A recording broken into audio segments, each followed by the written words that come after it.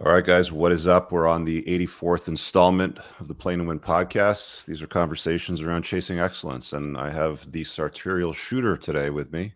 Joule, how you doing, my friend? Life is good, man. Alhamdulillah, as we say over here. All is good. Thank you. How are you, bro? I'm good. We have a lot to talk about today. You are a close friend of Andrew and Tristan, a man that has gone through some stuff in life. You now live in Dubai, originally from Australia. Let's take a couple minutes and sort of hit on like the Batman origin story. Like, how did you go from Australia to Special Forces to doing what you do right now in Dubai? Yep, roger that, mate. Roger that. So, grew up pretty rough in Australia. The sort of typical single-parent household on government welfare. Pretty driven from an early age to change my situation. Pretty angry about the fact that I was getting teased for having second-hand clothing. That's why it's all tailor-made now. That's a big part of the origin story. And at a very early age, I realized that the secret to success, if you will, wasn't the academic pursuits. It wasn't necessarily just, following what the schools tell you. It was learning to interact with people. And so I had a very strong focus. I was naturally a nerd, but I was trying to learn how to interact effectively with people. And joined the military as soon as I could, just to get out of my hometown. Was an infantryman, and then I moved into a specialist area. It wasn't special forces, although I did work with the hitters a fair bit. I learned a number of languages. Spent a lot of time in the Middle East, and it was inevitable that after the military, I would be transitioning into the Middle East. The money spent and the time spent learning the languages here, it was always inevitable. Mm-hmm. And so last 15 years in the private security sector, I've lived in Iran, a lot of time in Iraq, lived in Syria, a lot of time in pretty much every, focus on Middle East and North Africa, again, tying in with the languages. And the last 6 years have been pretty steady in Dubai. I'm management now, so I get to, travel to a bit nicer countries than I used to. And I met the Tates a good 5 years ago and have been in a circle with them since. And that's the whole reason why I'm going loud. In my line of work, it's not really beneficial to have, recognition, so to speak. I mean, last few years I had a bit of fun on Instagram, showing off the lifestyle, trying to show what's possible. You can come from nothing. You can build, a custom-made reality. Mm-hmm. But the main reason why I'm public now is to speak up for the Tates. And I think it's my duty. I've been around them more than anyone else outside their family for the last 5 years. There's so much nonsense that's been pushed forward. As a brother, it is my duty to go out and speak the truth and speak what I've seen as a credible source who's been around them a lot and offset all that nonsense. And whatever consequences come, I mean, the cancellation machine has come after me as well. That's fine. If you can't rely on your brothers in times like this, then they're not really your brothers, right? Mm. So I think that's the best way to sum up my origin story. In terms of what drives me now, as soon as we can get the Tates out, it'll be back to regular programming. And I mean, just as we were chatting over Instagram over the last few months, I think once you've got your money right and you've got, the adventures with the boys, the next logical step is how can you give back? And I know you run a men's community. I put in a lot of effort into the War Room Tates men's community. Mm-hmm. So more and more for me, the focus going forward is how can I give back, what I've learned from Tates, what I've learned from, 20 years of a pretty interesting career. So that's one of my key focuses going forward in terms of the future story, if you will. You're a sharp-dressed man. You were talking about growing up in an environment with a single-parent household. I'm assuming that was your mom, not your dad? That's correct. That was my mom. So, you got secondhand clothes. We used to have a store here in the city where I live here in Toronto. It was called Byway. I don't know if it's still around in other parts of the country, even other parts of the world. But the running joke was, kids would come up to me in school and they'd say, "Oh, hey, Rich, I'd like those jeans."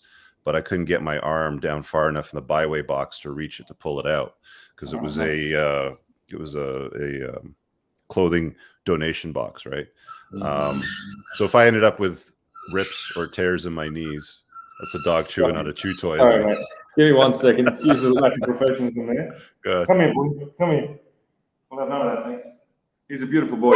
Doberman, I just flew over from Turkey. I saw that, yeah. We managed to find the one loud toy that I hadn't hid. Excuse me, mate. Please continue. Yeah, so, they'd make fun of you and your clothing, and if, you ended up with tears or rips in your jeans, my mom would sew up some patches, and, that's how we did it. We didn't have a lot of money either, but the significance of that when you're a child and then growing into yourself and becoming a man when you have the resources, like how important is it to dress a certain way for you today? I mean, it's such a core thing that I view it as more of a symbol of the fact that I have, that poor kid who was angry at his day-to-day reality. I've changed that. So for me, it's beyond just dressing and wanting to look high status or project value.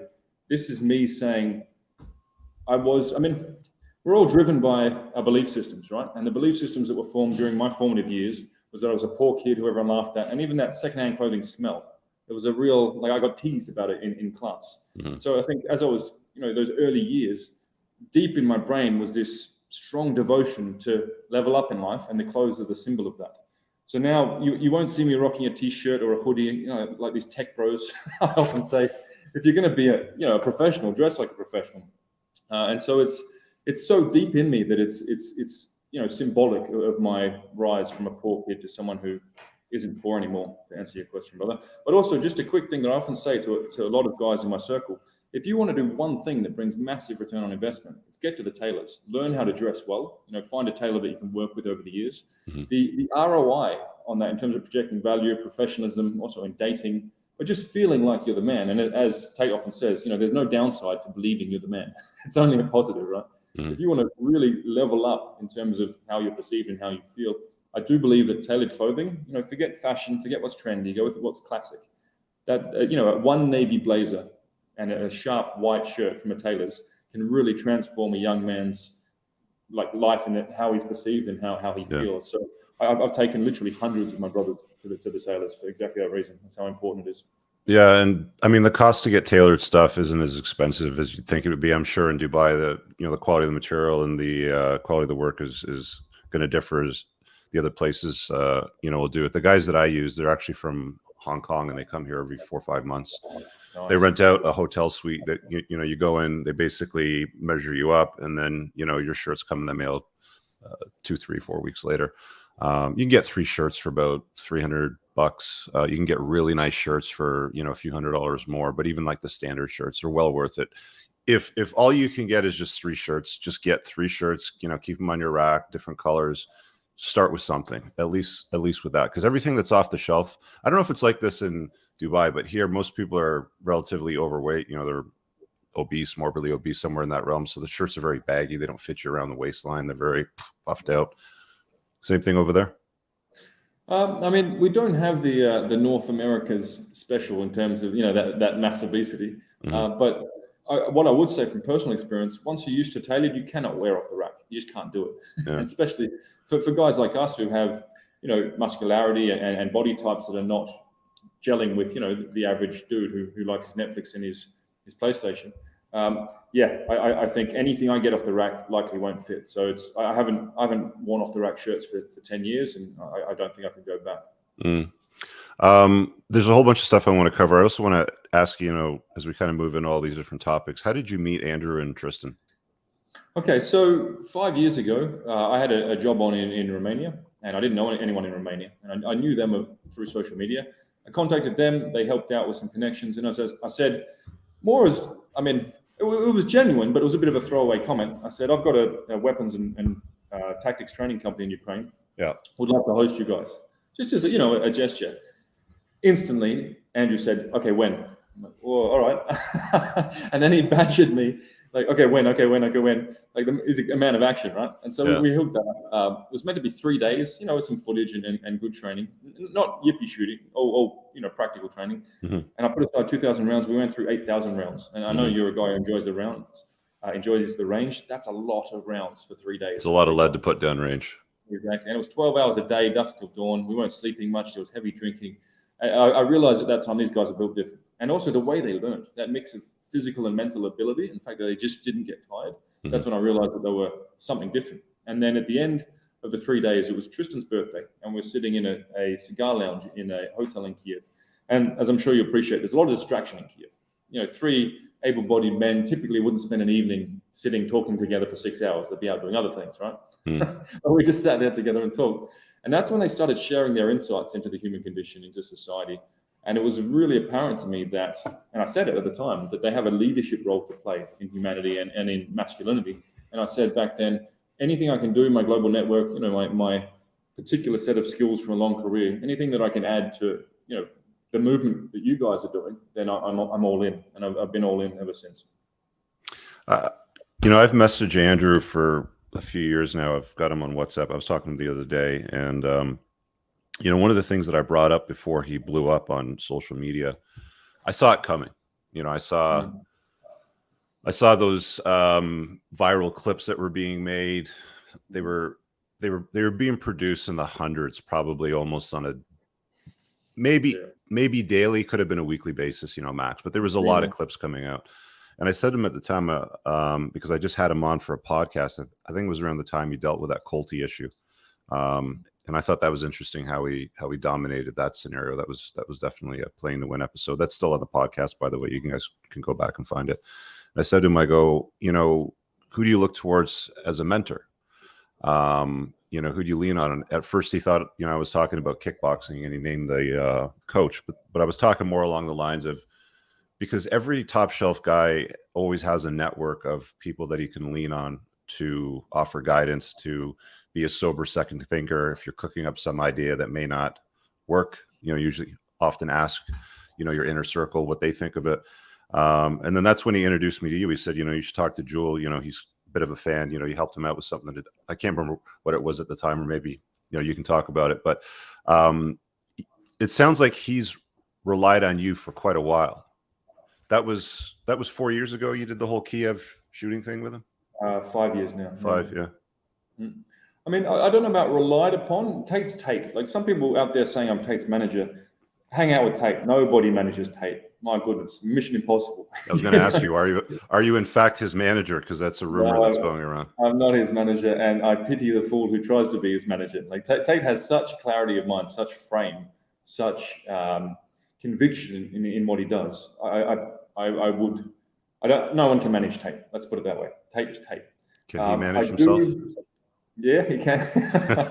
He's pretty conscious. You know, quite the strategician, quite the chess player. I do have a relationship with Tate, which I think is a bit unique.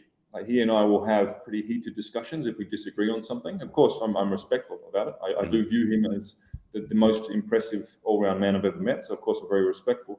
But also, with my background in risk, I'm often the guy who's playing, you know, Mr. Worst case scenario. This could happen, that could happen. And I'm often putting that forward. Now, sometimes he listens to my counsel, sometimes he doesn't. But I wouldn't say he relies on me. I think he appreciates my input. And at the end of the day, he's the CEO of his own brand. He's going to do what he's going to do. So that's our relationship there, in terms of my input to how he does what he does. Does he have a gag order on him right now? He can't speak to the public, or he can't speak publicly? Sure.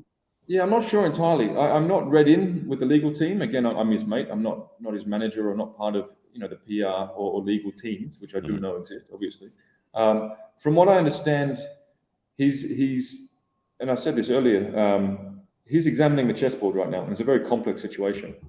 And he's the sort of guy, he's not going to rush into making any moves. So I do believe that he is allowed to do what he wants. But also, I mean, if I was trying to put a man away, then I'd be wanting him to make mistakes, right? I think that's what the opposition, if you will, is thinking. And he's very cognizant of that fact. So he's being very careful not to make mistakes. So I believe he can say whatever he wants, whenever he wants, but he's assessing that chessboard. It's the mid game, right? It's a very complex game, many different factors involved. So as I understand, he's assessing the situation, and when the time is right, he'll make that decision to go loud. You know, it's interesting. I've never met Andrew or Tristan. They've extended invites to do rallies with them in the past. It was mostly during the COVID period when travel was a bit of a pain in the ass, but they seem like good lads. They strike me as good men that are good at being men. I think Andrew in particular is funny. He's articulate. He's smart. Tristan's a bit more of a playboy. He's a little bit more of a joker, you know, of the two, I think. But I think they're both good guys. And the funny thing is, you know, whenever I post anything, like, there's no pictures of me and Andrew together anywhere.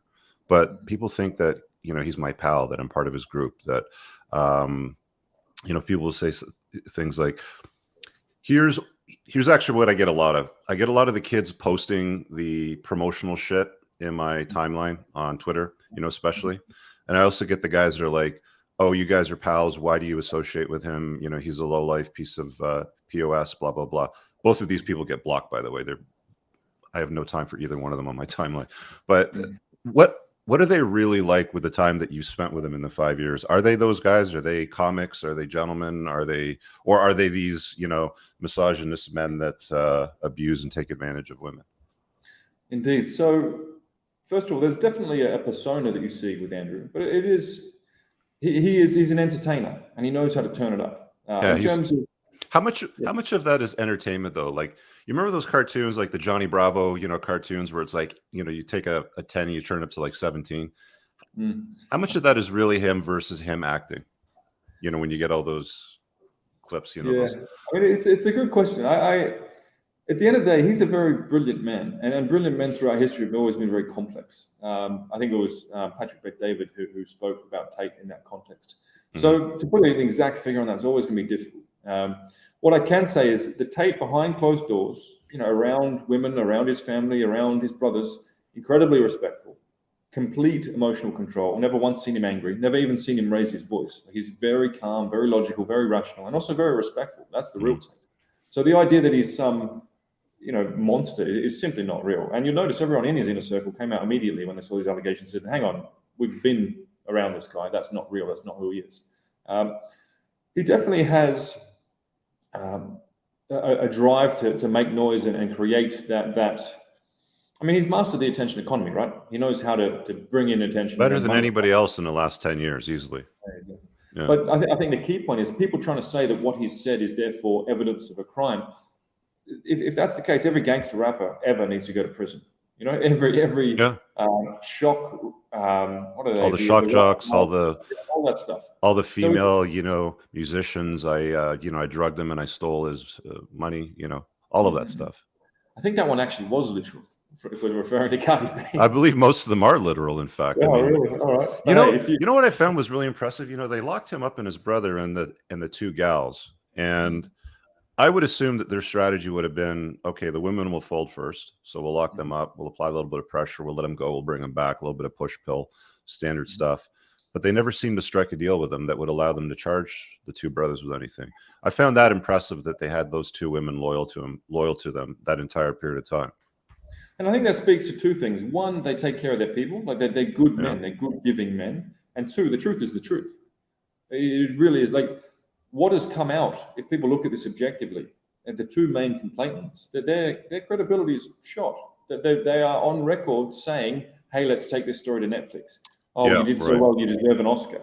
Like, if journalists want to actually be journalists and look at the verified leaks that have come out showing the conversation between the two women, they are conspiring to do this. Again, I'm not a legal professional, I'm not read on legal matters, but just from seeing what's come out objectively, the credibility of the source of the main people making these allegations is shot. It's not there. It's proven to be, not real. So in that sense, the whole thing is, I think, to sum up, Tate is a very good man, and everyone who's actually met him knows that. He's very respectful, very calm. He's not capable, nor is there any logical reasoning why he'd do such things. If you're flying private all the time and pushing a Bugatti, why do you need to, and do you have the time or energy to exploit some women to make small amounts of money online on TikTok or on whatever platforms? It's just not real. And that's why everyone on his team and Tate himself knows that he will be found innocent, because the truth is the truth. Logic will prevail. It's just a matter of the process playing itself out.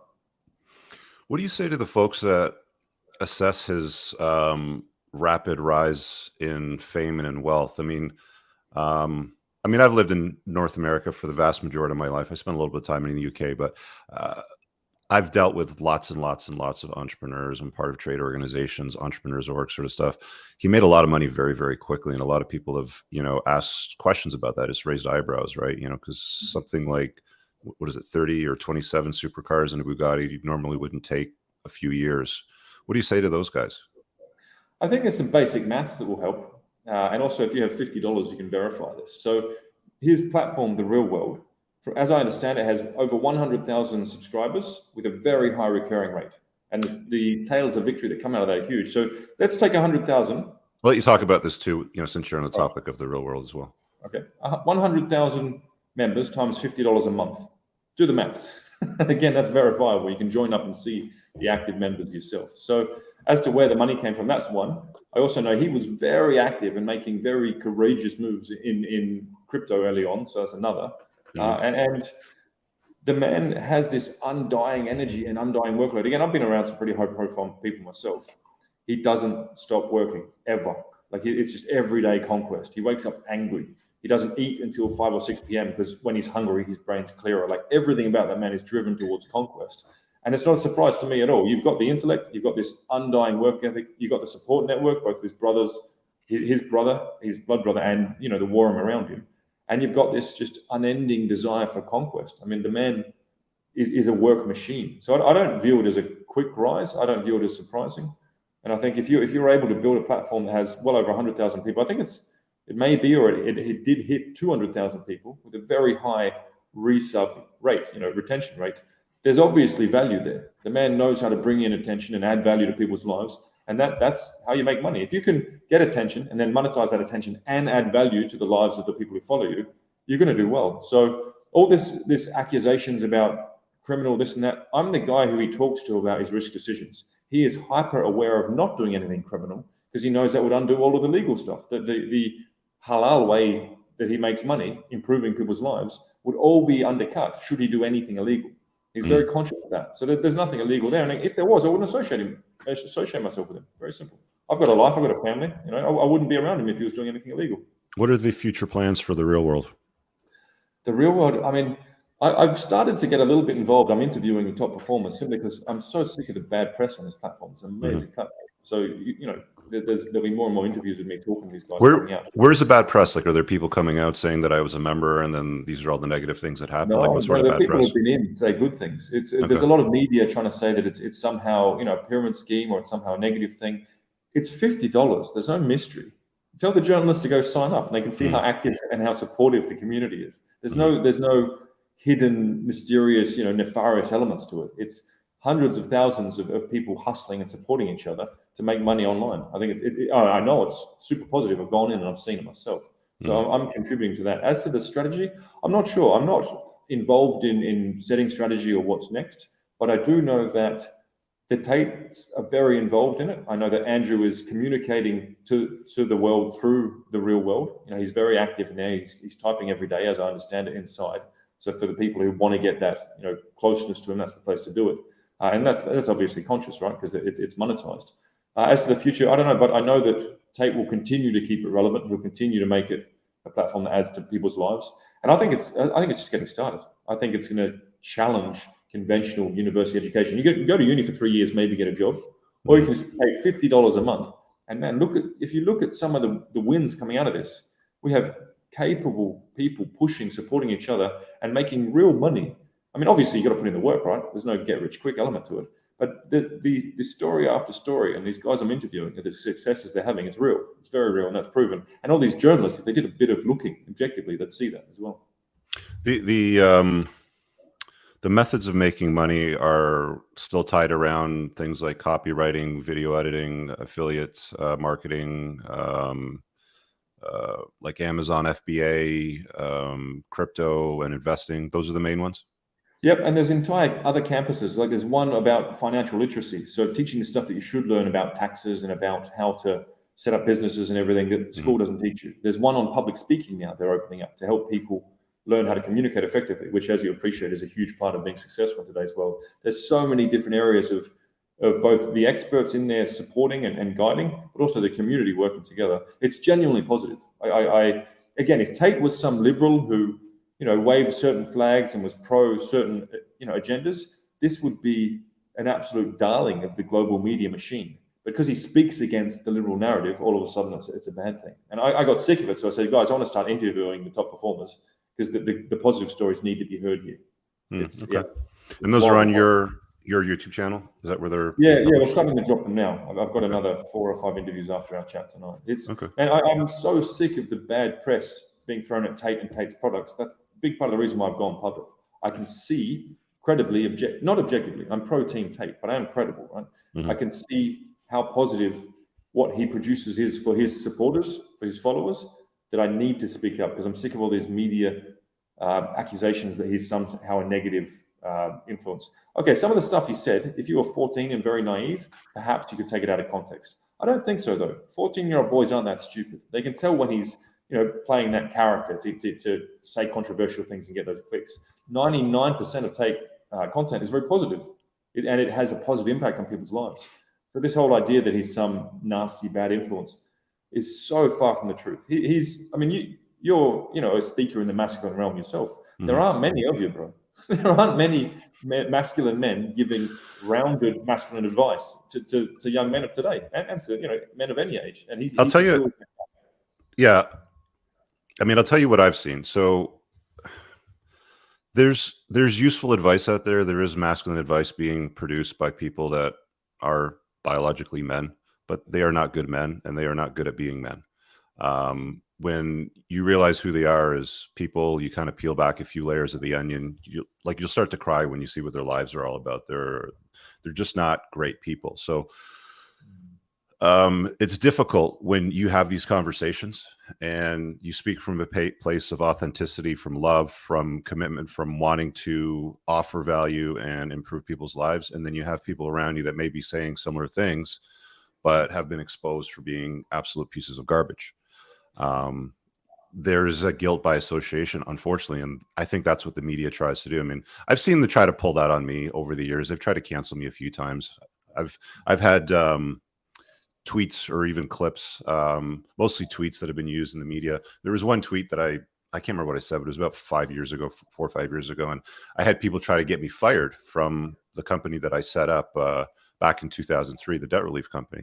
And I thought that was hilarious because I am the founder and CEO on the Articles of Incorporation. And they actually went to the extent of running these shows and promoting it, and then trying to get me fired from my own business. They look you up on LinkedIn and all that sort of stuff, and they try to get people involved. It's like, it's not going to work. But this is the reality of the world that we live in. When you have these conversations, when you broadcast ideas that touch into these realms, because there are a lot of shady, weird people out there. You guys invited the Vice fella, I can't remember his name, to one of your retreats where you had the fight session, with the MMA guys. You offered an opportunity to war room members to get into the octagon and test themselves. What was that guy's name again? Matt.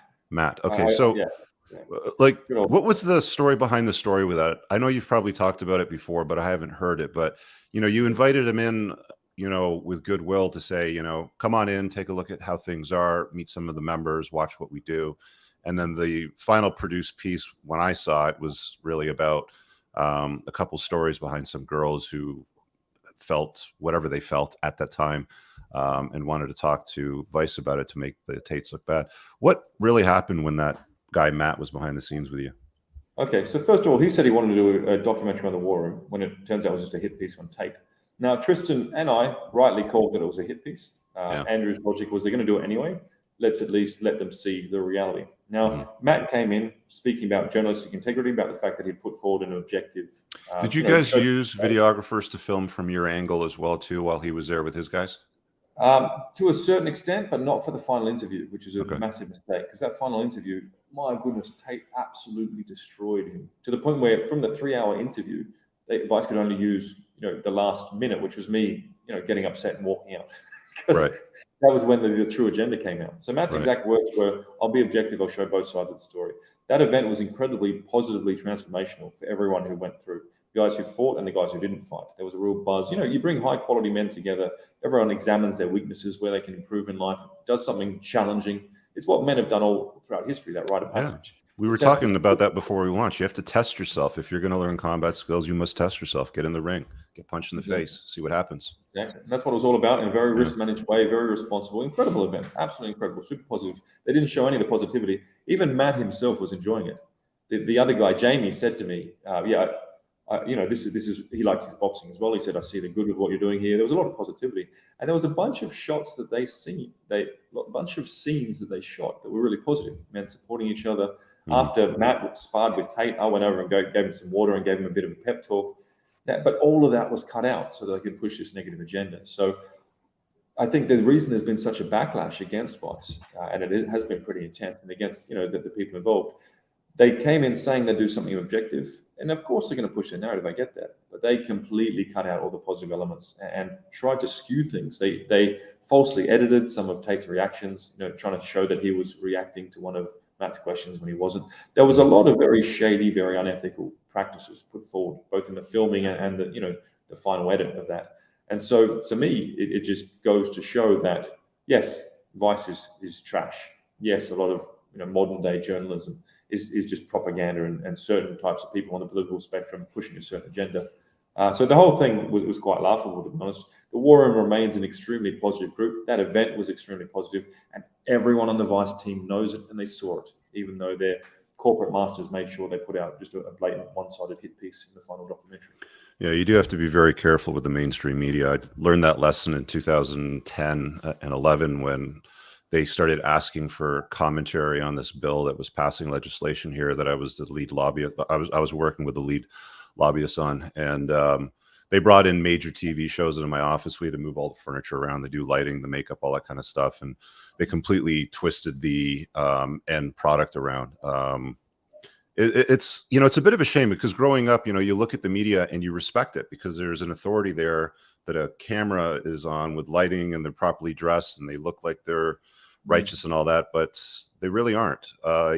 If you invite the media into your life, my recommendation is do it knowing that they're probably going to modify the story to whatever narrative they want to push. So record it on your end, have a professional videographer, even if it's just cell phones, even if you have some sort of recording from a different angle from your perspective in real life as they're doing it from the different angle, then you've at least got something to lean on because you simply can't trust them.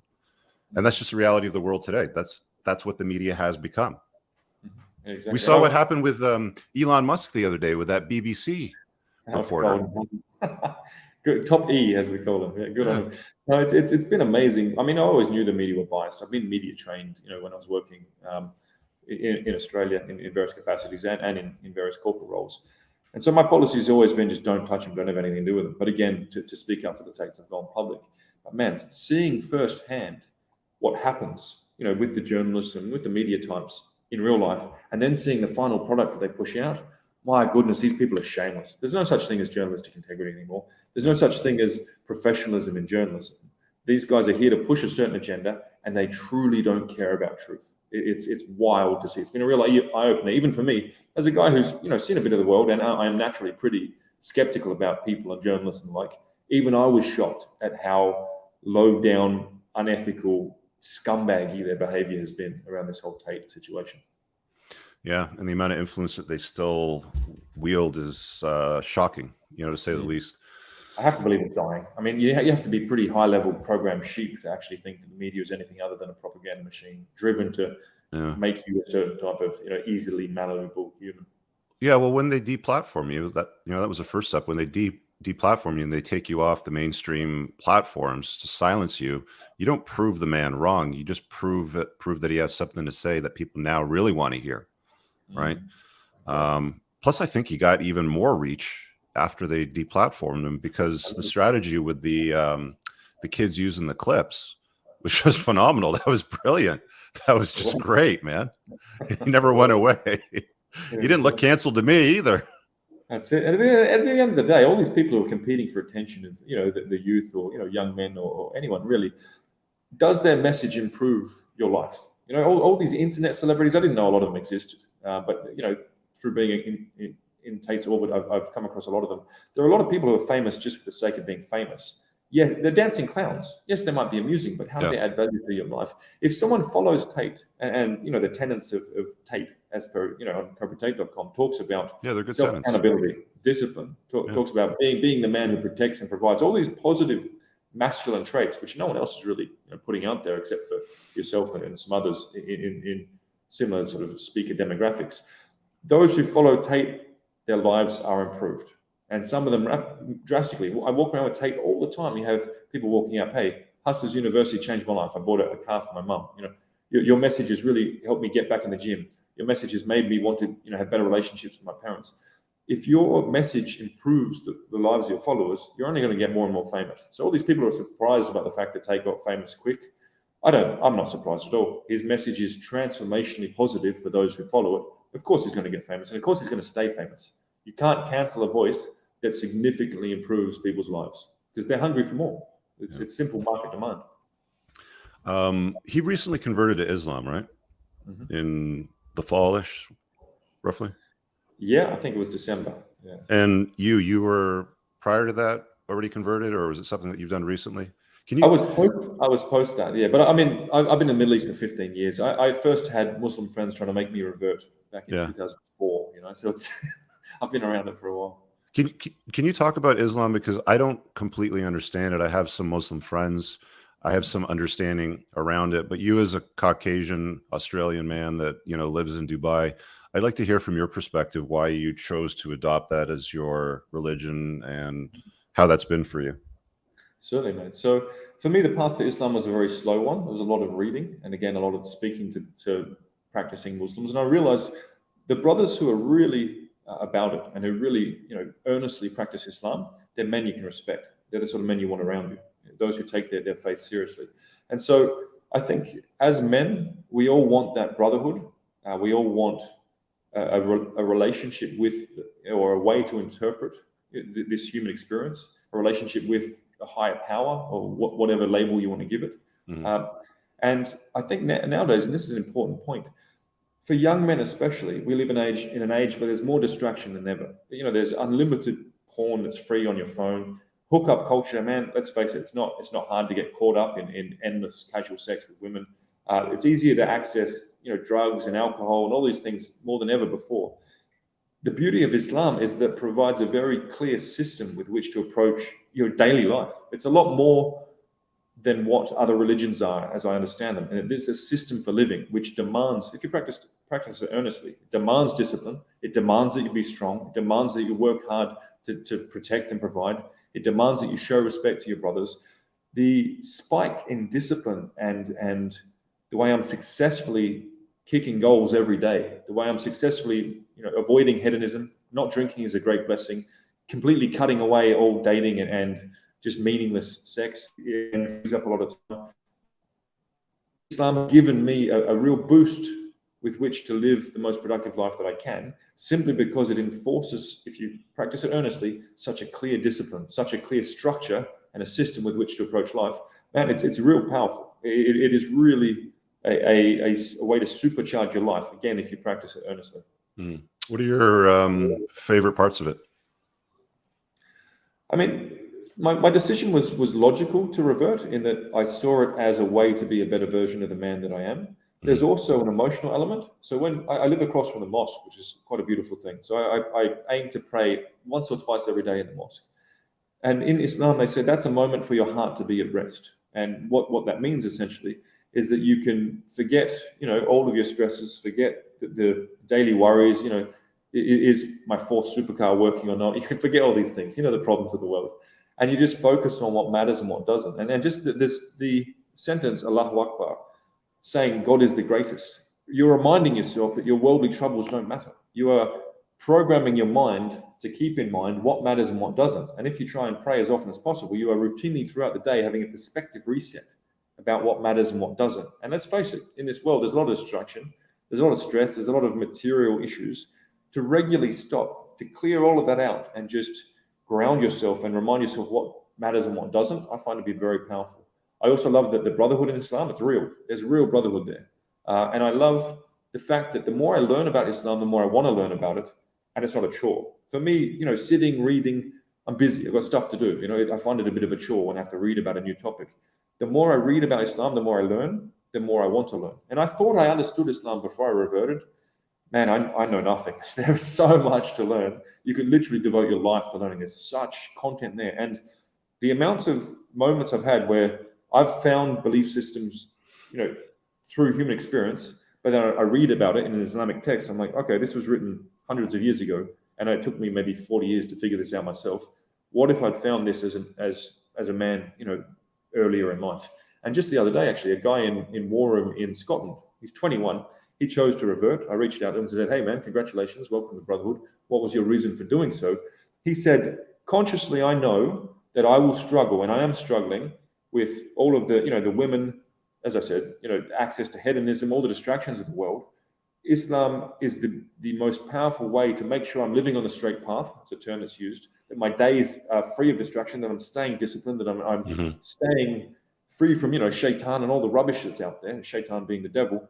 And he's much respect to him. As a young man, in Scotland, no, he hasn't got a mosque across the road. He has, through a process of research, thought, what's the best system I can adopt to best interpret the human experience and be the best man that I can, the most disciplined man that I can? And the answer that he came to, as many are coming to nowadays, is Islam. Super powerful, man. I'd love to send you some reading. Yeah, I'll certainly take a look at it. Is there encouragement in the war room to join Islam? No, the war room is completely, like there's a lot of Muslim brothers in the war room because it's traditional values. Men being men, women being women. This is all pretty strongly protected within Islam. So there's some similarities in belief systems, but we have every religion you can imagine in the war room. It's not about religion; it's about men working together to achieve masculine excellence in all areas of life. Living in a place like Dubai, and as traveled as you are, seeing the world, and you're very familiar with the whole like liberalization of the West and the narrative of the toxic feminism stories and the trans flags and where it's going and where I'm going with this. Have you seen much of this try to penetrate Dubai? Have you seen much of this try to penetrate Islamic culture and religion? Is it trying? Is it having any success? I'm just curious as far as what you've seen. Yeah, it's definitely trying, but I think the benefit over here is you have the state tied into religion. And back in the day, I used to always think that was a bad thing. But if you don't have, the leaders held to account by religious code, then they can do whatever they want, right? And humans are pretty self-centered. So I think the fact that the laws here are backed up by Islam, yes, American culture will creep in. Yes, it's hard to stop young people getting their heads polluted with all the TikTok and Netflix nonsense. But there's a strong foundation behind the laws here and in the minds of the leaders, and that is Islam. And I firmly believe that, inshallah, in 1,000 years, people will still be practicing Islam the same way. It's fiercely protective of its values, of its holy, scriptures and so on. And I think if you wanted to bet on one religion lasting, the coming centuries, it has to be Islam. It is so strong in its beliefs. So yes, you see the West and liberalism trying to permeate. But I do view this part of the world as a bit of a bastion, again, because it's backed up by that relationship to a very strong faith. And just the other thing I'd put out there, I'd like to think that in Dubai, both in the local community and the expat community, people are pretty, you're allowed to speak freely here. Obviously, you don't speak against the government or against a religion, that's fine. But you are allowed to say things like, I think if a man is, I think if a kid says he feels like an elephant at the age of 6, that doesn't make him an elephant, and you shouldn't go and put, elephant hormones in him. You're allowed to say these things over here. It's quite refreshing. And so also I'd like to think that at least the people, the circles I mix here, they understand that all these liberals pushing their liberal agendas, they're not very happy people. They don't have quality relationships. And as I said on that Vice documentary, of course, any man can do what he wants. Any woman can do what he wants. The question to ask is, how are those belief systems working out for you? And whenever I see, liberal relationships where the man's trying to be the woman's trying to be the man, everyone's competing, it doesn't seem like there's much passion there. It doesn't seem like there's much productivity, working together as a family unit to win and live the best life you can. Whereas when I look at those relationships that are adhering to traditional values, you have a man protecting and providing, he's stoic. You have a woman caring, making a beautiful home, supporting a man in every way. You're providing that feminine healing energy that men can't produce themselves. That's where I see fulfillment. So I have to believe that this whole liberal push is going to fade off simply because the people who buy into it, they're not happy. The people who reject it and they follow those traditional values, they're fulfilled. That's my read on these things. Which country or leader do you admire at this point in your life as you sort of look around at the way things are unfolding? That's a very easy answer for me. It's going to have to be the UAE. The leadership here, I know that there's a lot of pressure on them to modernize and be more liberal. And I understand that they're calculating these things and doing it in a very careful and conscious way, but they're still making sure that faith is first and foremost. They're still making sure that values that this culture is based on, those traditional values of men being strong and capable, of women being supportive and of course capable as well, but not trying to be men. That's being kept here. So the leadership of this country, I think they've got the perfect balance. You've got that modern lifestyle, but there's also no crime, and there's also, you can speak about traditional values, you can speak against liberal agendas. I really do think the leadership of this country have got it absolutely right, and that's why I encourage everyone, especially those with a family, have a look at the UAE. It's safe. It's the schooling is incredible. You're not going to have any strange agendas pushed on your kids without you even knowing about it. In school, anyone in the West who really wants to protect the minds of their children would do well to relocate over to Dubai or to the UAE. How is the school system there for children? I'm curious about that too now. So Super do they teach, boys to be men and girls to be women? Like, what does the curriculum look like? Okay, so there's British curriculum, there's international baccalaureate, the international curriculums. It's the same as anywhere else, but you won't get any liberal propaganda pushed. That's all it is. That just no one, as I understand it, no one will dare. there's Islamic law here, and so if you come in and you try and push something of a sexual nature on children, you're going to get in trouble, and rightfully so, because you're going against the laws of the country. So. The schooling here is amazing. Both my kids were here for their early years. They now live in another country, but I couldn't be happier with the first 5, 6, 7 years of both nursery and schooling that they had, without any weird agendas, in a very safe environment. And at one point, I think there was something like 108 different nationalities in my kids' schools. It's such an international environment. Man, the schooling here is one thing they've really got right as well. It's incredible. Interesting. Is there anything that you don't like about Dubai? I miss the nature, brother. I really do. Like, I grew up in Oz. I miss the rolling hills and the trees and so on. But I mean, there is nature here, but it's just not as green as what I'm used to, if that makes sense. Yeah, that makes sense. You can travel. We've got Emirates Airlines. Traveling with Emirates is a real blessing as well. So you just travel where I go. No, it's a good hub. I've spoken to a few people that have to travel for business, and they find that Dubai is geolocated very well. So if you want to hit Asia, it's close. If you want to hit Europe, it's close. Most of what you need to hit and do business, with the exception of North America, is relatively close. You're a big car guy. Let's talk about cars, man.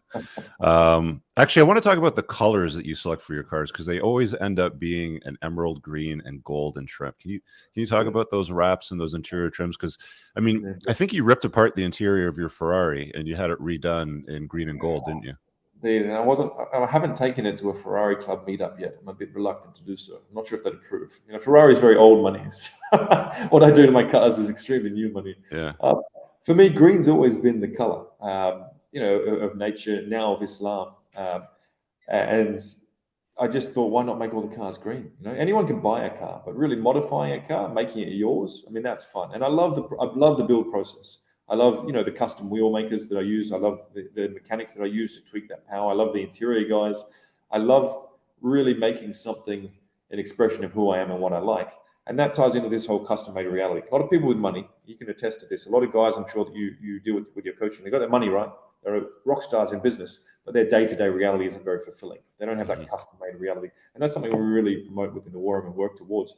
Waking up every day thinking every single element of my life, to the simple stuff like the clothes or the cars or the house, to the more complex stuff, to that meaningful work, to the brothers that I have around me.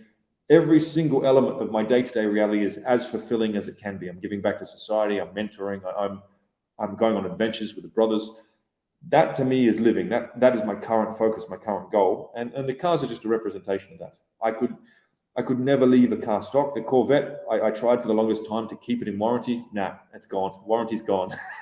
I'm going to tweak it heavily because again, I'm building that car. Everything in every area of my life that I want to be a certain way, I make that certain way, and it's very fulfilling. And I'm trying to encourage other men to think, you know what, you don't have to live the life that the world prescribes for you. You've seen that study, the 5 wishes or 5 regrets for dying. Regret number 1, I believe, is I wish I lived a life that I wanted to, as opposed to the life that was expected of me. And this was a study of thousands of men on their deathbed. So within the war room, and something I really push personally, have the courage, and Tate showed me what was possible here, have the courage to go and create that life that you want, not the life that others expect of you. I was very conservative, and I saved a lot more than I do now, and was very, sort of spendthrift with my money. Now I enjoy my life. I've got enough, I'm financially independent. I'm not going to go hungry.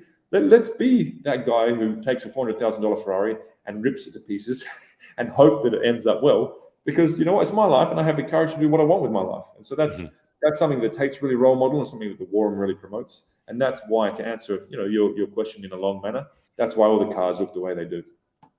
I'm going to try to pull up your Instagram just to sort of show you guys some of these cars, because I think they're fun to look at anyway.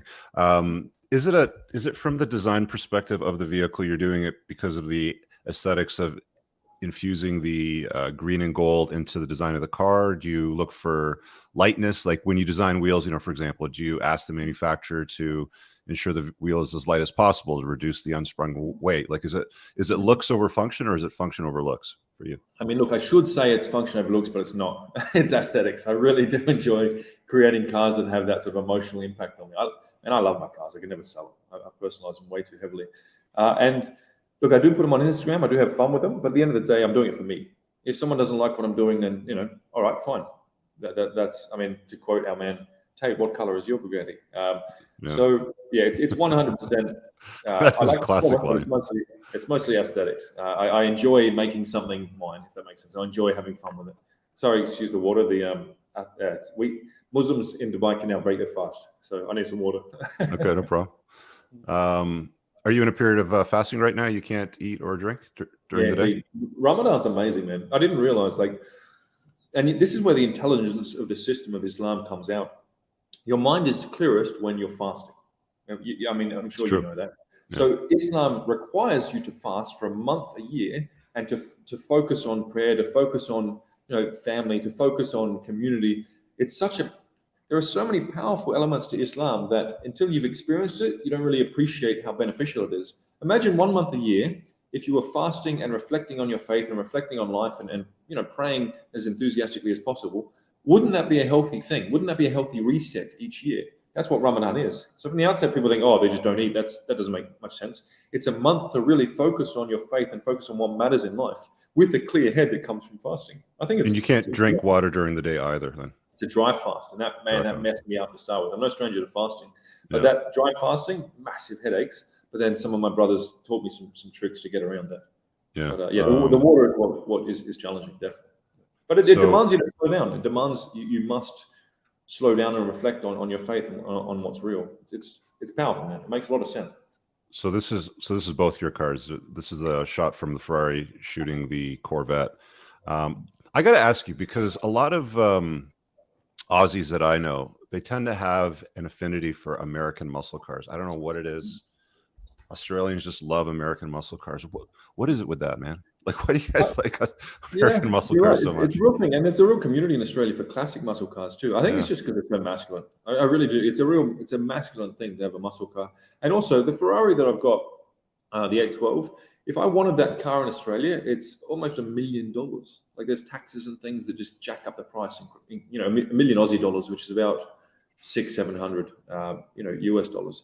So I think a lot of these cars that I have here in Dubai they're just unattainable for a lot of people in Australia because of the strange taxes and import duties and all these things. The Aussies love their muscle cars, and man, I love that Corvette. If I bought the Corvette first, I might not have bought the Porsche or the AMG or the Ferrari. It ticks so many boxes for the price of a nice watch. People are like, oh, it's only a Corvette. Say what you want. It's an incredible car, incredible value, and it's so much fun. Even on track, it's fun. It's so flat. Like, it's a good car. Yeah, it's a really good platform for what I've seen. I mean, I haven't driven it yet, but I was watching a video the other day. I'm sure you're familiar with Drag Times with Brock, and he put a Z06. Yeah, he put a Z06 up against an 812.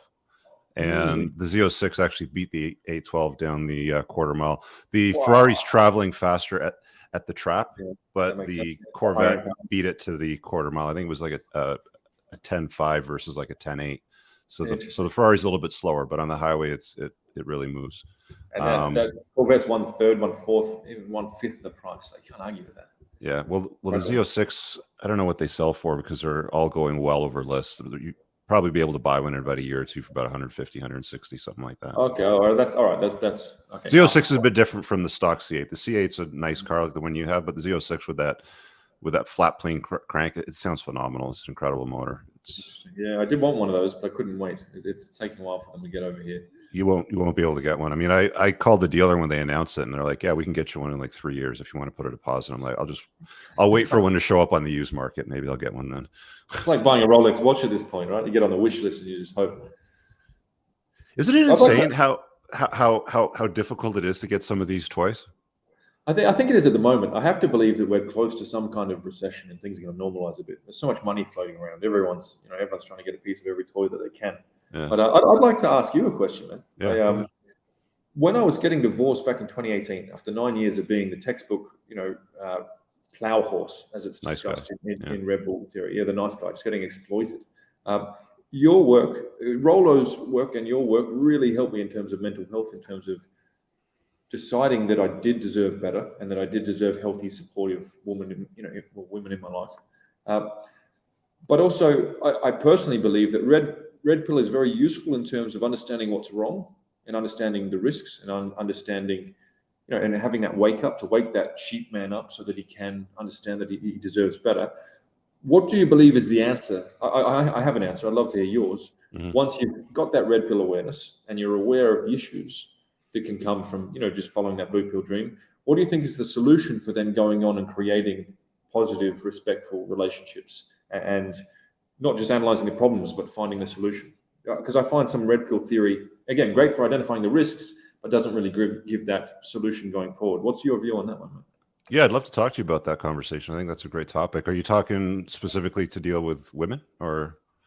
Yeah, specifically in terms, I truly believe that a man's core focus should be his mission in life.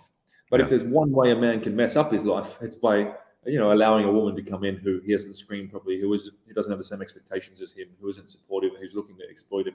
I think in the West, that sort of woman, that narcissistic creature is more and more being created by popular culture. So, yeah, specifically in terms of to women. Yeah, no, that's a great question. So I've thought about that a lot. I've got less life ahead of me than I have behind me. I'm probably not going to live as long as, as I am today. And I've put a lot of time into relationships, girlfriends, dating. I was married at one point, divorced. I've put a lot of ego investments into some of those relationships when they didn't deserve them.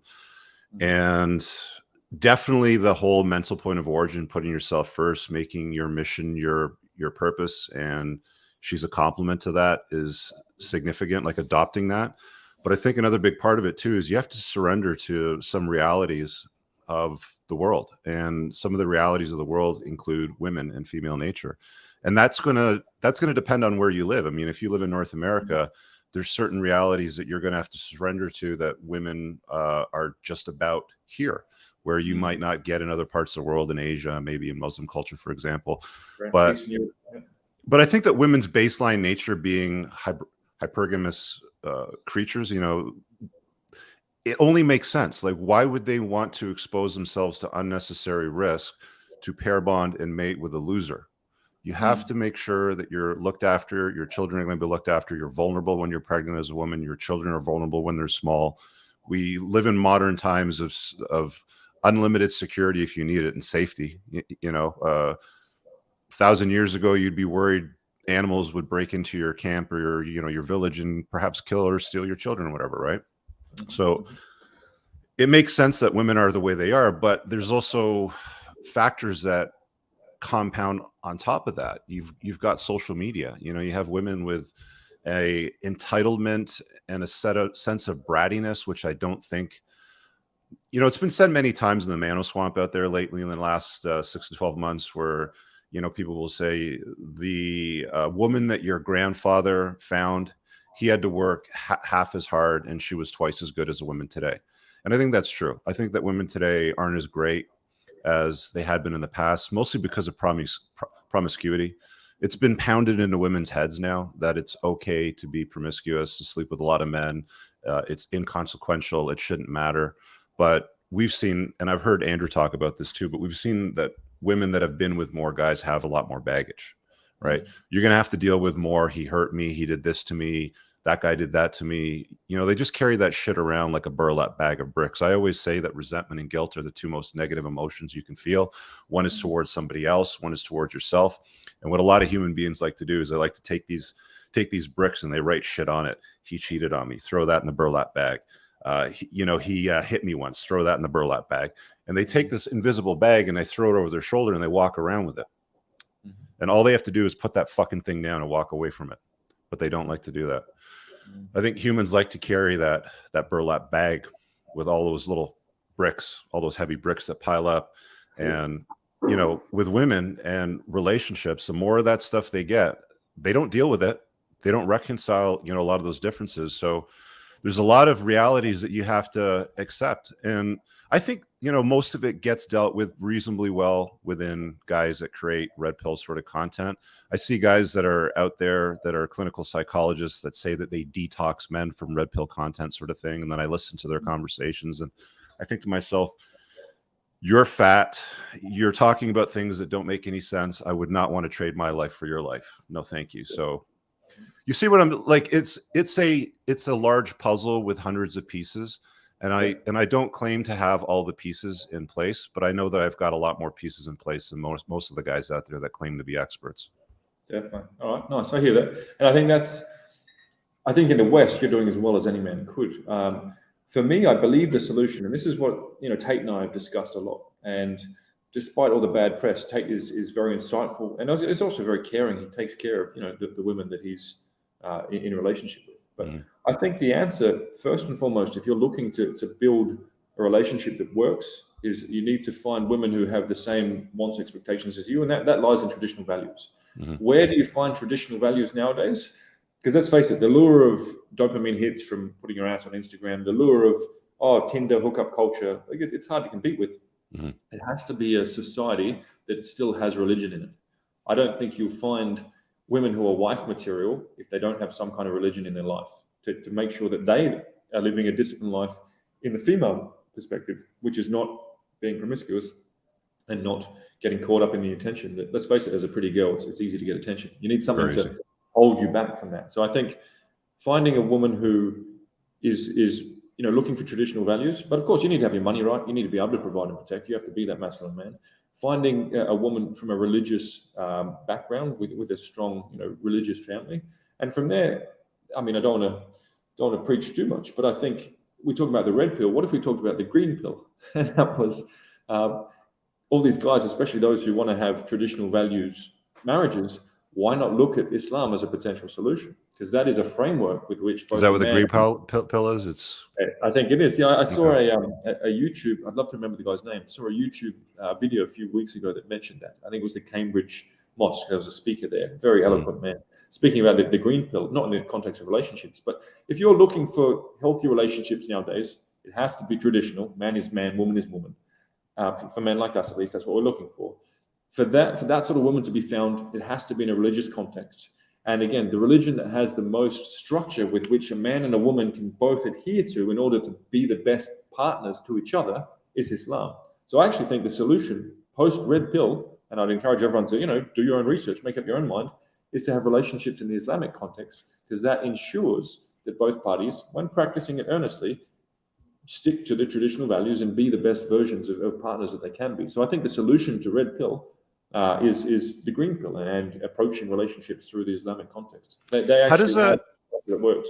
Yeah, so let me put it to you this way. So how does that reconcile with the notion that you're going to have to be a bit of a player to get your head right around women, when the notion in Islam is to not exercise degeneracy, for example, and sleep around with a lot of women? Because unfortunately, the reality is today, I mean, if you live here in North America, if you want to get your head squared away on what women are all about, what they respond to, what they don't respond to, you're going to have to date a bunch of women. You're going to have to dig through some dirt to find some gold, and maybe you do find gold, maybe you don't. But the point that I'm making is you're going to have some experiences. So how does that reconcile with Islam then?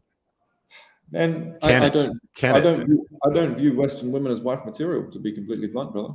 Yeah, I don't disagree with you, man. They're very hard to find here, aren't they? Yeah, I think if you're surrounded by other women who are liberal and by a culture that's, hey, you go girl, you sleep with as many men as you want, and this idea of chase hedonism and take drugs and all this stuff we see in the West, it's a godless society. Why would you expect women to be of virtuous nature if there's nothing holding them back?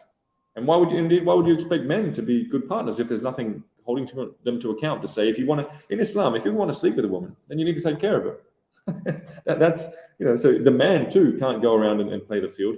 And I think, yes, I see what you're saying in that to learn women and game and these things, it does help to do a dating phase.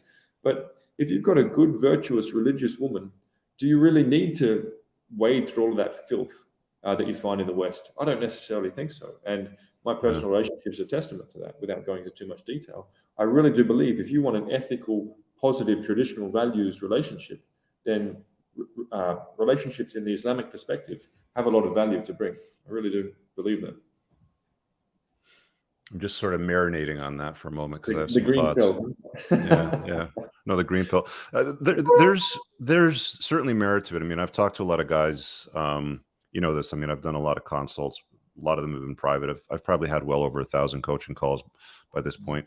And I've talked to a few guys that married traditionally conservative women from many different religions. In fact, Islam, from Hinduism, from Christianity, from Catholicism, Judaism, any of those. And a lot of them have come to North America from a lot of these countries, or they've, if it's not North America, it's another Western country like Germany or the UK or something like that.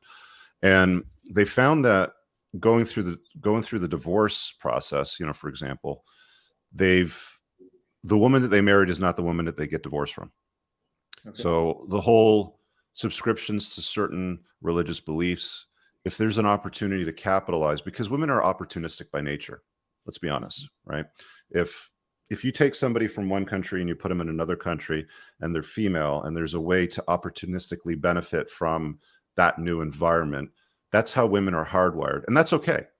They have to be hardwired that way to survive. They have to be hardwired that way for their children to survive, you know? So they will take advantage of legislation, family law that would be advantageous for them to just abandon their religious beliefs, subscriptions, to maximize things like their hypergamy, you know, for example. Another one of the things that I've noticed as well too is it doesn't matter how much game you have. You can have watertight game. You can be good at what you're at. You know, the man that you are, the chasing of excellence. You have influence. You have the cars. You have people that look up to you. You're dressed well. You're physically fit. You're competent. You're not boring. You know, all of that stuff. But you have to understand that women in general will always have a level of contempt, I believe. I want to run this up the flagpole and see what you do with this, because you know, you've just done this with me, so I want to see what you say. It's been said that women treat men like men treat jobs. Is what I've heard. And what that means basically is when a man finds a good job, he doesn't look for ways to exit it. He doesn't look for ways to improve it. He doesn't want to replace it with a new job. He just surrenders himself to, like, this is good. This is where I'm at, right? So they say that women treat men like men treat jobs. So in theory, when a woman finds her hypergamous best option, she wakes up in the morning, she looks at the guy, this is the best that I can do. He's absolutely phenomenal. She'll still find some way to be contemptuous and invite a little bit of chaos into your life from time to time. Even when things are going well, they'll manufacture indignation and they'll cause a little bit of chaos in your life. And I've seen this, and I've been watching this, and I've been thinking to myself, you know, all of this game stuff, all of this, good, but just understand that when you invite a woman into your life, and by the way, Joule, I know men that have multiple women in their lives. They have multiple children with them. And I've asked them offline, you know, I've said to them, I said, how do they all get along? And it's always the same answer. They fucking hate each other. They're at each other's throats. There's always problems coming up with it. You know, there's a certain degree of female nature that you've got to accept. There's some slippage, you know, if you know what I mean? I don't know. What do you think about all those? I hear you, brother. I hear you. Now, we talked about the fact that women carry baggage around. Now, if we look into traditional relationships, and perhaps we talk about the dom-sub relationship, where the man is helping the woman regulate her emotions, could there be a scenario where the man has himself together and is empathetic enough and is enough of a leader to help a woman work through her daddy issues, which they all have, or the issues that she picked up during her formative years or from previous partners, perhaps, that leads to that creating drama? I don't think it's necessarily malicious. I don't think women create drama because they're nasty. I think they want drama because it's a form of emotion, and they're all about emotionality. Correct. I think a lot of them carry, and all humans carry, issues from their formative years, you know, and most of the time, at least for me, I think Eastern European women are the best, you know, loyal, long-term women to have as partners. A lot of the time in Eastern European countries, and again, in many, you know, emerging market countries, the dad won't be around because he's out working, he's busy, or he's emotionally a bit absent. So there'll be a bit of a, you know, a daddy issue thing there. With that traditional dynamic, that dom-sub, where the man is dominant and is leading the submissive woman, perhaps the onus is on the man to help her work through her trauma so she doesn't have that inclination to create drama. And I can tell you, it is possible. It takes a lot of work. It takes a lot of empathy. It takes a lot of listening. You know, you need to be that guy who hears them and feels when their emotional state is off and talks. You know, what's wrong? Nothing's wrong. What's wrong? Nothing's wrong. Oh, this. You got to be that guy, which is a lot of work, and a lot of men don't do it. But I put it to you that it is possible to help a woman work through her trauma and to get rid of that inclination for drama and to have a drama-free existence, to have a harmonious existence. And it is possible to do that with multiple women as well. It just takes a man being together at the highest level. Being out of the West, I think, is essential. The legal system in the West really does endorse and incentivize the worst from women. It also means screening from women who are naturally submissive and want to have a traditional values man lead them. But you can create a reality where you have an abundance of loyalty and positivity in your relationships. I didn't used to have it. I was married for 9 years to a Western woman. Trust me, I've been there. I know what that's like. It's soul crushingly, just day to day depressing, I think would be the word. But if you learn from that, you can go out and create your custom-made reality in terms of women. I don't think you can do it in the West, though, and I definitely don't think you can do it with Western women. It's very difficult. I would agree with that. I want to ask you about red flags, because you seem like a wise man that understands how to vet women that bring potential chaos and baggage into your life. I have a chapter in my book, The Unplugged Alpha. There's 20 red flags in that book. I'm doing a first edition update. There's probably going to be 22 when I finish the updates. So there's a couple more that I'll be adding. If you haven't got it, by the way, you can get the free chapter from the book by just opting into my email list. But I want to hear from you. So red flags, like what do you look for when dealing with women about potentially inviting into your life on a long-term basis? Like, what do you want to stay away from? Yep. So I'll focus on what I look for first, and then the red flags after. So first of all, as I said, low body count is important, simply because if a woman's gone and slept with a bunch of men, then she's not really taking care of herself. I want positive frequency people around me, people who take care of themselves. So how do you find a woman who hasn't been with 20 men by the age of 25? It has to be from a traditional values, good family, religious family. That's essential. Naturally submissive, wants the traditional dynamics. Again, if a woman wants her man to be a woman and they want that liberal equality, go do that. Mm-hmm. I have equal rights in terms of women, but I'm also a man and they're also a woman. And they want me to be that man and I want them to be that woman. So find a woman who wants those traditional values.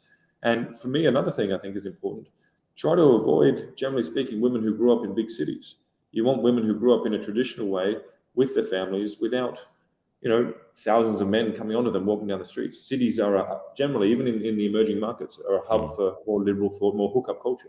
So that village girl who's religious, comes from a good family, is naturally respectful, submissive, wants the traditional values, I think that's the best place to screen from. And for me, that would be Eastern Europe. And that's, I've talked about this with a lot of different men, and they all agree as well. In terms of red flags, I mean, I think the key one is how deeply has all this Western liberal programming affected them. Because as we know, feminism robs women of being fulfilled. If a woman wants to go into competition with a man and I'm not going to cook for a man, that's sexist, I'm not going to support him, well, then you're likely not going to be fulfilled in your life either. Again, show me a deeply fulfilled feminist. Show me a feminist who has fulfilling relationships. I think there's a direct correlation. I read a study about this between the more feminist a woman is and the more likely is to consume hardcore violent pornography. Because they don't find that dominance. 50 Shades of Grey, most popular book of all time, at least the last few decades. Women want a man who is dominant, who is masculine, who can protect, who can provide, who can show them the mysteries of life, all these sorts of things. So how deeply has she subscribed to all this liberal thinking that is actually damaging for her was one thing I'd screen for. Any form of disloyalty or wanting to be the man or wanting to, any time her values in life don't match yours and her expectations don't match yours, get rid of it. And I think the key thing is for young men is listen to the red flags. Every man I know who's been through the divorce rape machine, if I'm allowed to say that, he knew there was red flags, he just didn't listen. I think young men today, or men who are looking to build a lasting, healthy relationship, what red flags are. Listen to them and act on it. No, she's different. No, she'll be okay. The amount of guys who just I can change her, bro. Yeah, that's maybe, but is the worth the return? I don't know. It's brutal to see. Even my when I was married for years, there was plenty of red flags there, but I didn't listen to them. So I think just listening to the red flags is absolutely key. I think it's if you want to be in a position to choose, if you want to be in a position where you're spoiled for choice, you have to be a man that's worth the salt. You know, you have to do the work. You have to have the influence. You have to be competent. You have to be interesting. You have to be funny. You have to have money. You have to be able to make money. You have to be able to solve problems. You have to have all those things. So it's like men live in, you know, most men today live a life of very quiet, silent suffering and desperation. They just don't have a lot of options. And even if they do have the option to be with a woman, they don't do well with it. They're like guys like us in our marriages when we were probably you know, engaged, setting up for the party, doing the reception, thinking everything will work out in the end because you take vows, you know, you take these important vows and they're supposed to protect you. They're supposed to put you in a position of love into perpetuity, but it doesn't seem to work out that way, especially with the types of modern westernized types of women that you expose yourself to. I of course recognize that there are places in the world where women haven't been polluted in that sense, where their minds haven't been indoctrinated into these belief systems, where they haven't shared their body with dozens and dozens of men. I mean, the data on it is conclusive. I mean, when you look at the Teachman study, it's always the same thing that you can go back to. If a woman's been with more than one guy, she's a worse choice than a virgin. You keep going down the scale, and they stop collecting the data after 20. And 20 is like, that's not even high anymore. Yeah, isn't it? Wow. Isn't it sad that modern day culture encourages women to do something that's so inherently damaging for them? It really is sad. I don't blame Western women for being in the state they're in. The culture, it comes at you from every angle. It comes from your friends, from Netflix, from your Instagram. You go, girl, chase whatever hedonism you want, do whatever you want. But before you know it, you've disqualified yourself from being able to have a healthy, positive relationship with a man who respects you. And I mean, a man's main focus in life is his mission. As I've seen it, a woman's main focus and what leads to fulfillment is getting into a relationship with a man she respects. And if you've had that much intimacy with strangers and you've been that indoctrinated with feminism, you can't respect a man. So how are you gonna be fulfilled as a woman if you don't respect any men? Yeah. I don't see it working. It's a crying shame. If you want evidence of this, then all you have to do is turn on YouTube or even any social media, and you'll see these clips show up all the time with podcasters sitting with a table filled with women. It's the fastest growing segment, right? Like you see this everywhere now, and they try to have conversations with the women about these notions and the ideas of feminism, promiscuity, gender roles like blue jobs, pink jobs, sort of things, and they never get it. It's like talking to a brick wall. They never get it. And these guys and gals that are running these shows, they try to hold these women accountable. They'll never be accountable. They'll never change their mindset. And this is what you're dealing with in, the West. It's bizarre, isn't it? Yeah, I guess the solution. I mean, if I was a guy in my 20s and I was in the West and I was faced with the vast majority of women not wanting what I want, which is traditional, healthy relationship, I would focus on brotherhood. I mean, I know you've got a men's community. Obviously, I'm a big, proponent of, and I put a lot of energy into Tate's war room. I'd get that circle of brothers around me because we're not meant to be lone wolves. We're meant to be pack animals. We're meant to have supportive brothers around us. I get my money that whole right. Sigma male thing is completely bizarre to me, where they, just be a lone wolf. Like, look, I get the world looks like shit to a lot of people living in the West, and the romantic ideal of living in a cabin in the woods might seem like a good one, and being a Sigma male, the lone wolf. But you're right. And I've said this many times too. You need a tribe of brothers. You need a brotherhood. The way of men is the way of the gang. That's the way that we've been designed to operate. You have to surround yourself with competent men that are going to test you, that you're also going to be holding accountable. And if they cannot be tested and they will not be held accountable, you must remove them.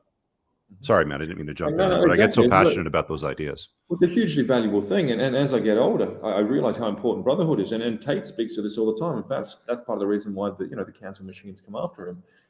Telling men, hey, you have the right to reject all that modern rubbish, that you should be, effeminate and you should allow women to walk all over you. Telling Western men, go out and find that tribe, find that likely, the brotherhood with the same beliefs and views and drive as you. Get your money right, and then perhaps get out of the West and go to a country that has the same values as you, where you can have healthy relationships. I think while it's a very positive message for men, the powers that be don't really want Western men thinking like that. Otherwise, you'd have an uprising. If all of the men of the West realized, hang on a sec, the way relationships have been impacted makes it pretty much impossible to have a healthy relationship. I'm going to work with my brothers that I trust, my tribe, to get my money right and get out of the West. That could become a problem. And I think it's conceptualized in that concept of passport bros. If you can find it. It's guys saying, you know what, I want to go to a place where women still want a man to be a man and they are still a woman. And I don't want to mess around with all this liberal, confused take on relationships. And I really do think that's the answer. If you're a young man and you're looking for a healthy relationship, get brothers around you, build businesses, win together, then get out of the West and go to a country where traditional values and traditional relationships are still the norm. They do exist. Places like Eastern Europe, places like Asia, anywhere where there's a country with religion, if you subscribe to that religion, is a fantastic choice to find a good, loving, supportive, traditional values woman. I wouldn't bother trying to do it in the West. Get your money right and get out. I see no other move on the chessboard. And that is a important distinction that most passport bros overlook, is they think, well, if I just leave, or if I just temporarily leave Illinois, Wisconsin, or whatever city they're in, and they go to an Eastern European country and they find a beautiful woman and then bring her back, and they work at a post office living in their mother's basement, that's not enough. You have to do the work on yourself, because you will get destroyed by those women as well. Exactly. A little saying I want to share. So in the Soviet community, there's a saying, I don't know how to say it in Russian, but a man should be slightly more attractive than a monkey. And what they're referring to there is, as a man, it's your duty to be capable. No one cares what you look like. If you've got a nice sense of humor, your job is to be capable. Now, some people might try to say that Soviet women are gold diggers. Nope. They say, I want my man to look after me and to be a man. And then I'll look after him in the way a woman looks after a man. And so these traditional values, this idea of you need to be capable, there's an increased burden of responsibility. No Soviet girl is going to sleep with you because you made her laugh. No traditional values, religious Eastern European woman is going to sleep with you just because you're handsome. You need to demonstrate that you have it together enough as a man to properly take care of her, and by extension, her family. And then she will give you her intimacy, and you can, create a life together where you are mutually supportive and everybody wins. It's so funny, the amount of people who try to say that Eastern European women are gold diggers. So let me get this straight. She expects you to look after her financially, but she'll cook for you, she'll support you, she'll take care of you if you're sick. She wouldn't dream of talking to another man. She will give you undying energy and love and feminine care. All right, good. Keep gold digging. I'd much rather that than some Western woman who's like, no, I don't need no man, and doesn't give you anything, but still spends your money anyway. Let's be real. I'm all for traditional values, man. Like I said, it's a big puzzle with hundreds of pieces, and you need to get them all checked out right. Got to start wrapping up. So I want to get through these super chats real quick, and then we'll sort of wrap up. Excuse me. No, there's never a call in on the Playing to Win show. That's only on the Unplugged Alpha, on the Unplugged Alpha podcast channel. So I'll be live tonight at 8:00. You guys can ask whatever questions you want there. We already dealt with the real world thing. For the future, there was another one here. Hey, brothers, what advice do you guys have about building a team in the tech world without relying on non-disclosure agreements and meeting trustworthy people ahead of time? Trust is earned, but as my business expands, it's about finding the right team. So that's interesting. That's a human resource question. I think we should both answer that. So I'll let you go first, man. Like, what do you think? I mean, look, you can try and build a network yourself, or you can tap into communities that exist. Again, I know, Rich, you have one. Obviously, I'm involved in Tate's War Room. The amount of solid tech guys we have inside, you have literally hundreds. Find a community that exists, that's being run by men who you can respect, and let that filter of good men work for you. Trying to set up a brotherhood yourself is a slow process. I go and find one you can trust. And, NDAs, all these sorts of things, you need to find the right character of man. You're not going to find that without joining some kind of brotherhood, such as that led by Rich or by Andrew Tate. NDAs don't have a lot of value anymore. I get why people want them signed, but they're not really that valuable. So I'm more of the mind, I guess maybe it's because I'm a little bit older now, but I'm more of the mind that I tend to avoid staying away from businesses that require a lot of human resources. I have the School of Entrepreneurship, which is something I open for enrollment every quarter. Usually, I think I'll have it open again May 1st. So if you're on my email list on this thing below on the red flags, you'll get notified there first. So I prefer to set up businesses that are location independent. You can pick them up and move them at any time. You have a low requirement for human resources and networking. People will find a way when you invite them into your business, your life, and your romance, stuff like that, of letting you down from time to time. I think the brotherhood's a very good angle to sort of establish and weed out, or to separate the wheat from the chaff. If you cross brothers in a membership community, you'll be out very, very quickly. If you mislead people, you'll be out very quickly. If you double cross, you know what I'm saying, right? So I think any one of those types of organizations, whether it's Entrepreneurs Org, War Room, my own community, whatever happen you see a good fit with, and if you need people, that's a good place to start. Just make sure that there's competent people in there and that they're actually doing stuff. Hold them accountable. If they're just masturbators, if they're just talking, if they're just, they're not acting, they're not doing anything with the time, then that's a pretty good indicator that you're dealing with the wrong group or the wrong people anyway. Let's see what else we got in here that might have popped up. I think that's everything. Yeah, that's it. Closing thoughts, Joule. What is it that you wish people, or let's do it this way. Closing thoughts from this regard. Assuming that you would listen as a young man to a conversation with you, if you go back in a time machine and talk to your younger self at 20, let's say, what advice would you give to the young man out there, inclusive of yourself, to do differently? I think the key thing that I would say is, young men, you have the right to be selectively selfish with your time, with who you let into your life, with what you focus on. There are so many different influences trying to program you to be a certain way, which isn't in your best interest, to be that plow horse, to be that obedient sheep. If you feel you're the only one in your social circles who looks at the world differently, and if you feel you want to live a different life, that's okay. I mean, if I just hung out with the crowd in Australia and just lived that life, I'd still be in Australia. Instead, I've seen 90 countries and I've got an incredible reality and have incredible brothers. The Tates are my brothers. I have the opportunity to speak to people like you, Rich. If I just followed what society wanted for me, I wouldn't have any of the experiences or the achievements that I've got. So young men, be selfish, choose your own path, your own custom-made reality, and get angry. If you want to change your situation, be angry about it. That's a good thing, as Tate often says. Channel that into being the man you want to be and going and building that custom-made reality. That's probably going to involve getting your money right and getting out of the West. Specialize in a field that's in demand. As you've just said, Rich, ideally you can be location independent. Get out of the West, find your tribe, live life on your terms. I think young men aren't told enough that is possible. And again, that ties into the power of Andrew Tate. He role models that. He grew up in Luton, England, a welfare kid, and now, lives, the dream, so to speak. So that'd be my key message. Men should be selectively selfish and should consciously choose their own belief systems and goals and live true to them. Completely reject everything that society tells you. Even if you're the only one in your social circles who views the world that way, you have the right to do that. I think that's good advice, to put yourself first. It's difficult to convince young men to do that because they've been programmed their entire youth with every mechanism out there, from government to media to Hollywood to sitcoms to advertisers to some cultures and religion. Sacrifice yourself, become less so she can become more.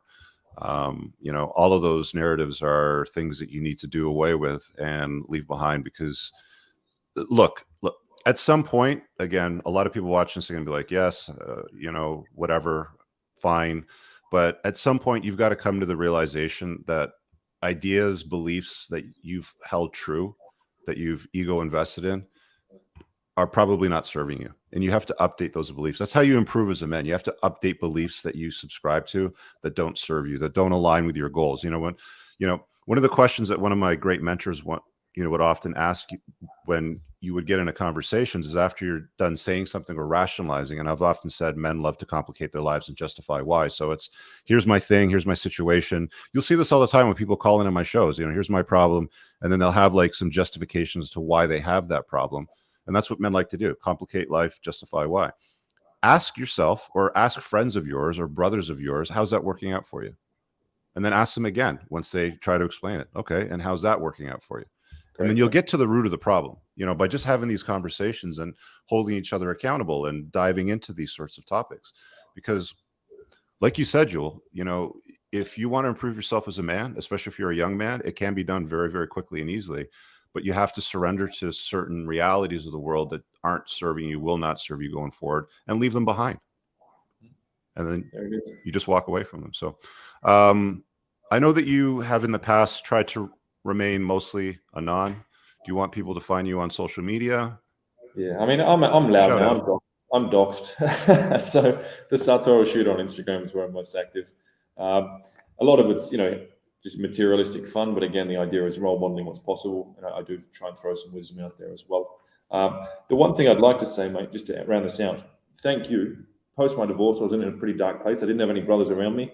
It was your voice and your videos back when you were doing them driving around that really helped me stay positive, stay focused when I had the whole world coming after me. A man who goes through a divorce, his friends will think he's a bad guy. The kids will think you're a bad guy. Society will come at you questioning what you're doing. It was your words who empowered me to stay true to what I knew, which was, hey, I deserve a better reality than a woman who's exploiting me. I deserve to have love and support from women. And you really, man, it was your voice that really helped me get through a very dark time. So thank you. And let me host you in Dubai, man. Least I could do. Get over here. I'll show you the best of the city. I appreciate that, Joule. Thank you so much. I'll You guys do have that. a good day. Leave a comment below and hit the like button. And you can go ahead and find Joule on Instagram. It's the best place to check him out. See you guys.